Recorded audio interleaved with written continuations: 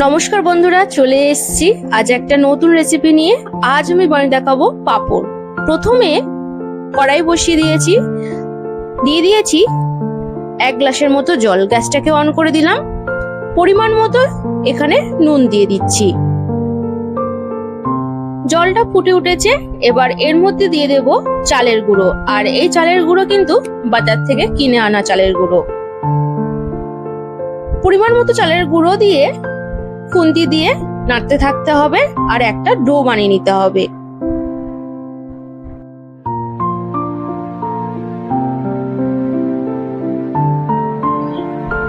এটা একদম হয়ে গেছে। এবার একটা থালার মধ্যে আমি ঢেলে রাখবো।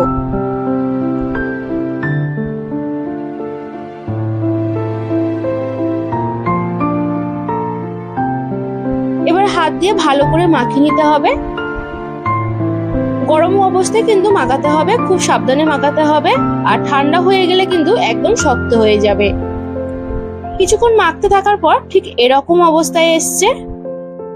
এবার আপনারা আপনাদের পছন্দ মতো এরকম ভাগ করে নেবেন। আপনাদের বাড়িতে যে কালার থাকবে আপনারা সেই কালার ব্যবহার করতে পারেন। আমি এখানে গ্রিন ফুড কালার দিয়ে দিচ্ছি, আর একটাতে অরেঞ্জ ফুড কালার দিয়ে দিচ্ছি, আর একটাতে রেড ফুড কালার দিয়ে দিচ্ছি।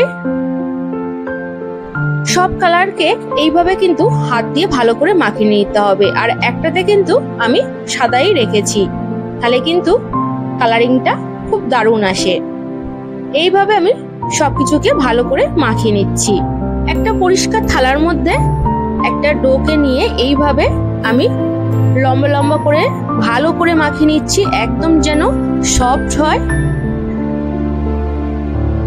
একটা ভাগ এইভাবে আমি লম্বা করে নিয়েছি। এর মধ্যে আমি হলুদ অংশটাকে জুড়ে দেব। এটা আপনারা আপনাদের পছন্দ মতো করতে পারেন। এখানে হলুদ দিতে পারেন, সবুজ দিতে পারেন, কোনো অসুবিধা নেই। সবুজ কালার অংশটাকে এইভাবে একটু লম্বা করে নিয়ে এটাকে কিন্তু পুরোপুরি মাপের অনুযায়ী করতে হবে। দেখুন এইভাবে কিন্তু লাগিয়ে দিলাম। আর এইভাবে কিন্তু একটু হাত দিয়ে চাপ দিয়ে একদম গোল আকারে করে নিতে হবে। এই দেখুন,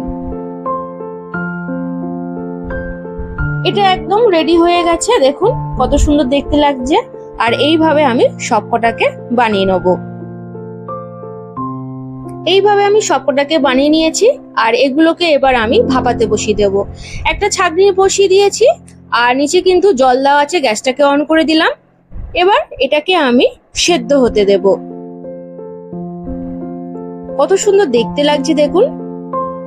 ফ্লেমটাকে ফুল দিয়ে 5 মিনিটের মতো আমি সেদ্ধতে রেখেছিলাম। এটা হয়ে গেছে। একটা এবার থালার মধ্যে আমি রেখে দেব। থালার মধ্যে রেখে দিয়েছি দেখুন। এবার এইগুলো একটু ঠান্ডা করে নেওয়ার পর আমি কেটে দেখাবো। তাও এখনো ঠান্ডা হয়নি। ছুরি নিয়ে এবার আমি পাতলা পাতলা করে কেটে দেখাবো।